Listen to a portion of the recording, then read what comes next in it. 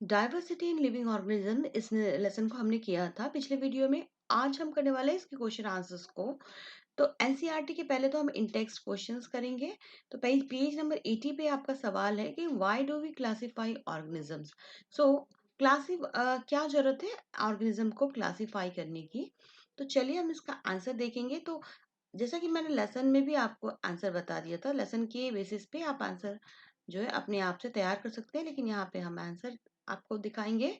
So there are million of organisms on this earth, so it is harder to study them one by one. Therefore, we look for similarities among them and classify them into different classes to study these different classes as a whole. Classification makes our study easier. तो जैसा कि हमने भी पढ़ा था कि classification हमारी easy को क्या है, इजी बना देती है, आसान हो जाता है इससे हमें इसके बारे में पढ़ना।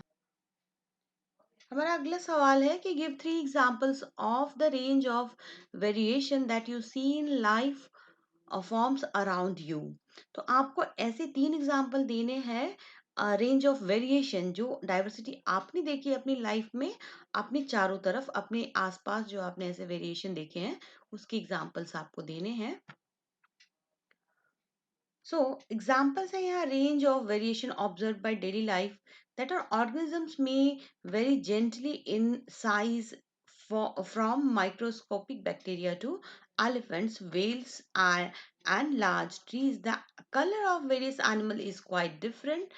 Some worms are even colorless or transparent. So various types of pigments are found in plants. The lifespan of different organisms is also quite varied. So for example, a crow lives only 15 years, whereas a parrot lives about 140 years. सो ये सारी जो दिक्कतें थी, ये सारी जो जिनके बारे में स्टडी करने में हमें काफी तकलीफ हो रही थी, जिस वजह से हमें ऑर्गेनिजम्स की उसे क्लासिफाई करने की जरूरत पड़ी। अगला पेज नंबर 82 में है which do you think is a more basic characteristics of classifying organisms and the place where they live. तो यहाँ भी करना the kind of cells they are made of वाई। तो फर्स्ट देख लेते हैं the more basic characteristics of classifying organism is the kind of cells they are made of because different organisms may share some same habitats but may have entirely different form and structure. So the place where they live cannot be the basis of classification. जैसा कि हमने lesson में पढ़ा कि Aristotle ने पहले classify कर दिया था देयर हैबिटेट्स के उनके हैबिटेट्स के आधार पे, जो कि क्लासिफिकेशन का बेस नहीं हो सकता था। तो इसी को बाद में करेक्शन के लिए करेक्ट किया गया। और जो कि क्योंकि जो अलग अलग ऑर्गेनिजम्स होते हैं उनके सेल्स का जो लेवल है या फिर कोई और लेवल भी, बहुत तरह के लेवल्स होते हैं उसमें, वो अलग अलग होते हैं। ऐसे में एक कैटेगरी पर इनको करना ये सही नहीं था। So because of this reason now what is the primary characteristics on which the first division of organisms is made? So the primary characteristics on which the first division of organism is made is the nature of the cell. Prokaryote और eukaryotic cell के basis पर इसका division किया गया। ये पहला primary जो है ये डिवीजन का टाइप बना। Next is on what basis are plants and animals put into different categories? So answer है कि plants और animals को different categories में on the basis of mode of nutrition। जैसे कि plants जो होते हैं वो autotrophs होते हैं, वो अपना खाना खुद से तैयार करते हैं। They can make their food own, while animals are heterotrophs, so which are dependent on others for food. Also locomotion, absence of chloroplast, etc. So make them different. ये सारी चीजें जो है उसे प्लांट से डिफरेंट बनाती है। Now page number 83। सो यहाँ पर है कि which organisms are called primitive. So which organism is called primitive.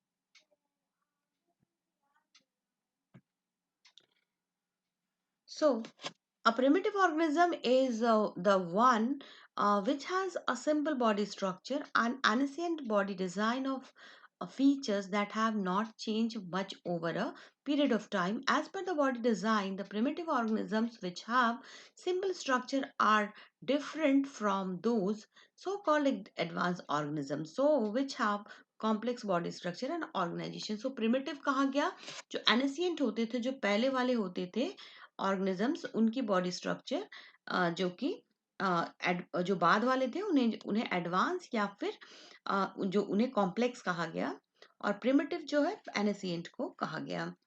सो आगे बात कर लेते हैं।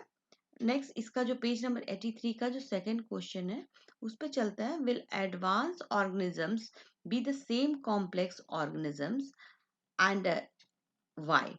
सो ये क्वेश्चन है कि जो पहला एडवांस ऑर्गेनिजम्स है क्या वो सेम है कॉम्प्लेक्स ऑर्गेनिजम्स के, और क्या है इसका आंसर क्या होगा? So yes, because the advanced organisms also were like the primitive ones, they have acquired their complexity relative recently. So there is a possibility that these advanced or younger organisms acquired more complex structure during the evolutionary time to compete and survive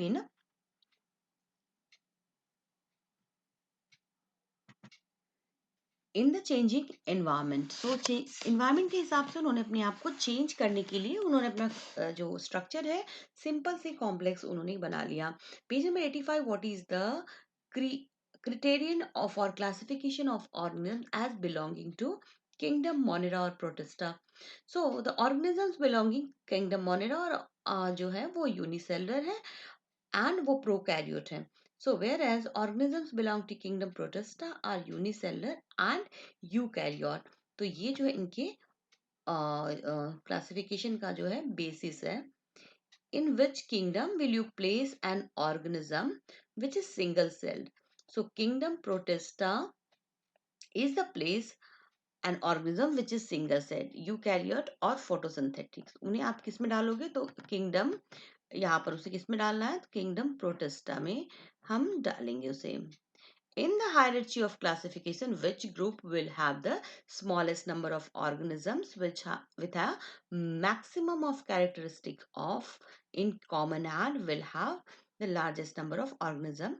So here answer is, in the hierarchy of classification, a species will have smallest number of organisms with a maximum of characteristic in common, whereas the kingdom will have the largest number of organisms. Now page number 88, which division among plants has the simplest organisms? So division Thallophyta. How are pteridophytes different from the, यहाँ पर फेनोऑर्गम से ये किस तरह से अलग होते हैं? So here is the differentiation.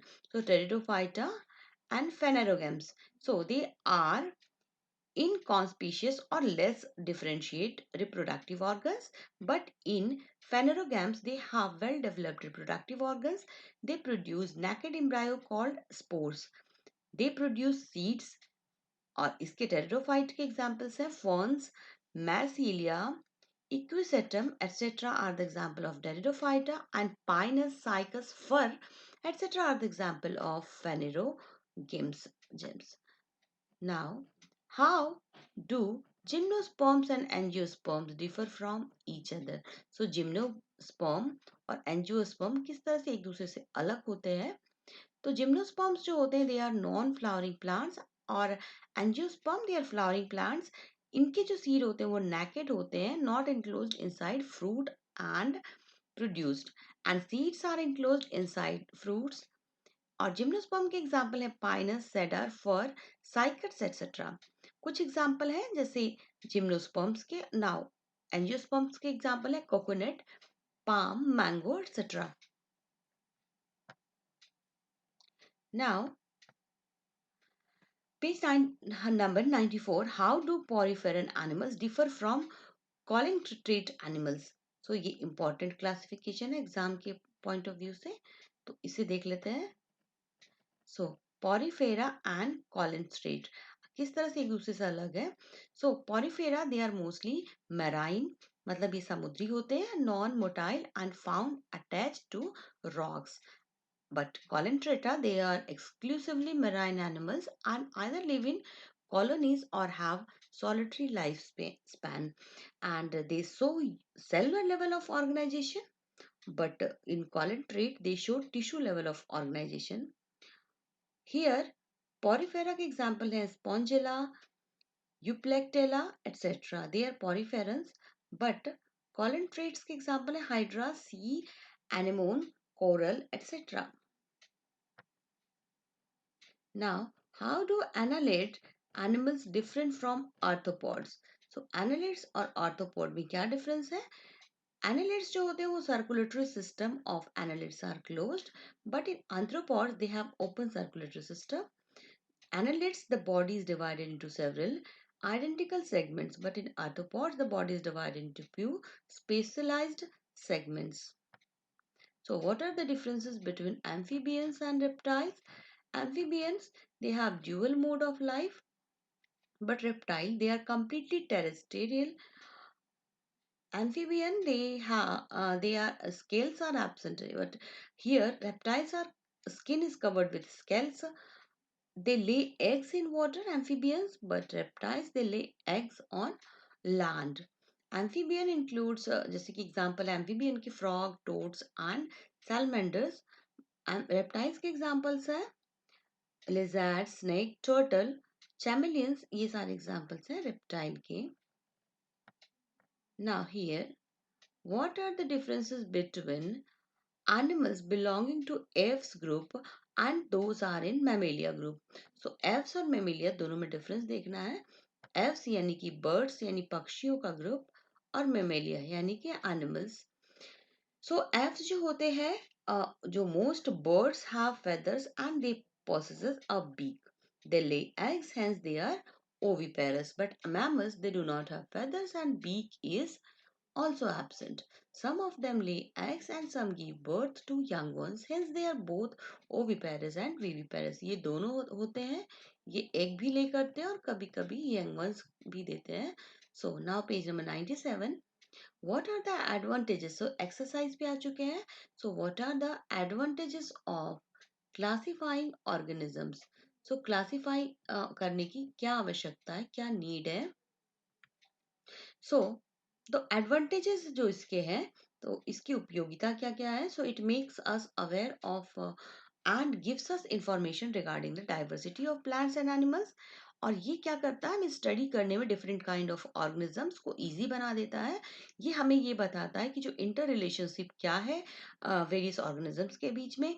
ये हेल्प करता है अंडरस्टैंड करने में इवोल्यूशन ऑफ ऑर्गेनिजम्स को, और ये हेल्प करता है development of other life sciences को भी हमें डेवलप करने में हेल्प करता है.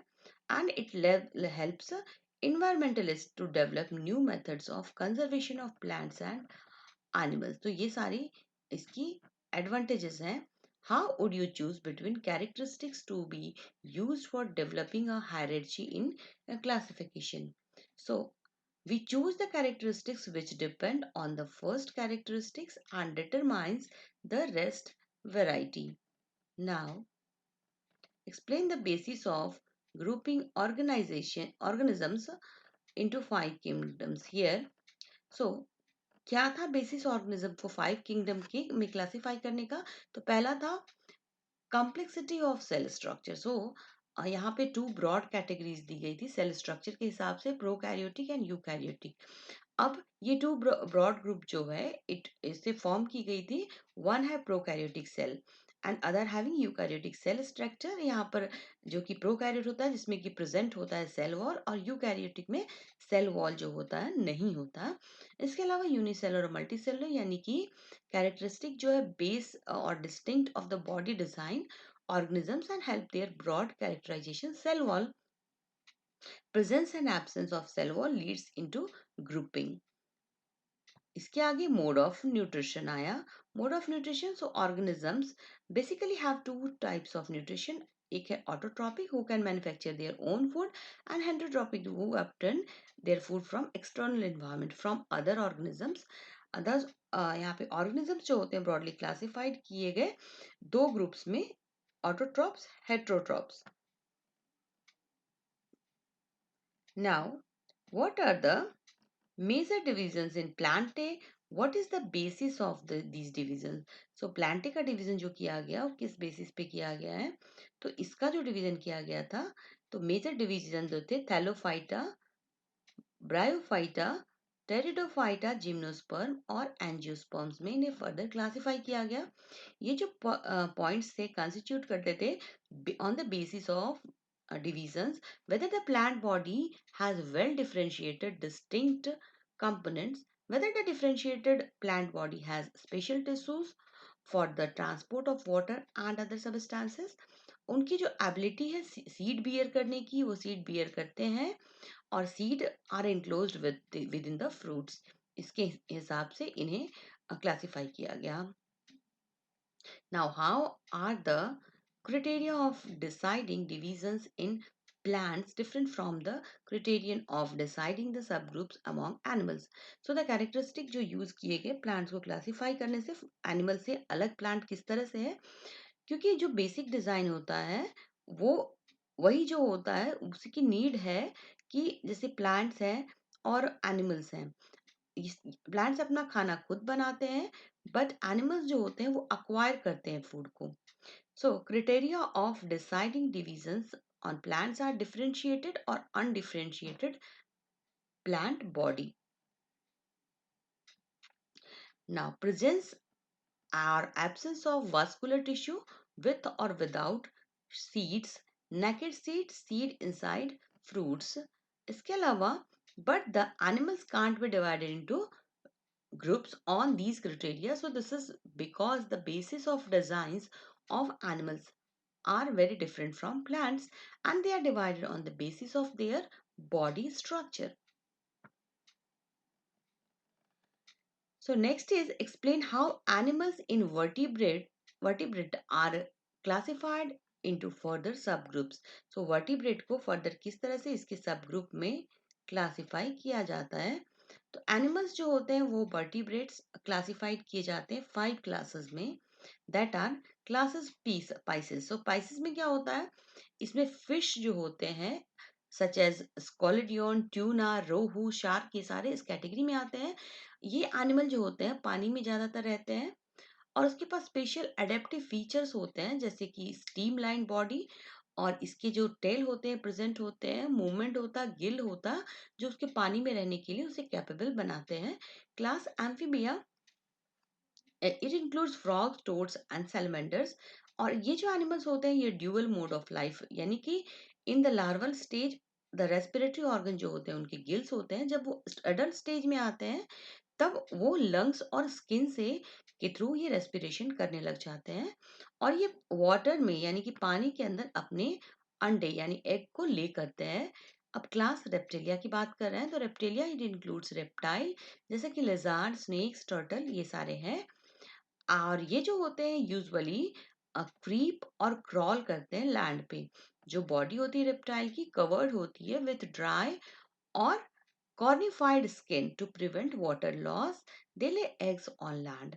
अब ईव्स जो है इसके बारे में, क्लास ईव्स के बारे में, इसमें बर्ड्स होते हैं जैसे कि स्पैरो है, पीजन है, क्रॉ है और ज्यादातर के पास फेदर्स होते हैं. इनमें इनके फोर लिम्स जो होते हैं वो मॉडिफाइड हो जाते हैं विंग्स की फॉर्म में for flight, while hind limbs are modified for walking and clasping. और ये एग ले करते हैं क्लास मैमेलिया.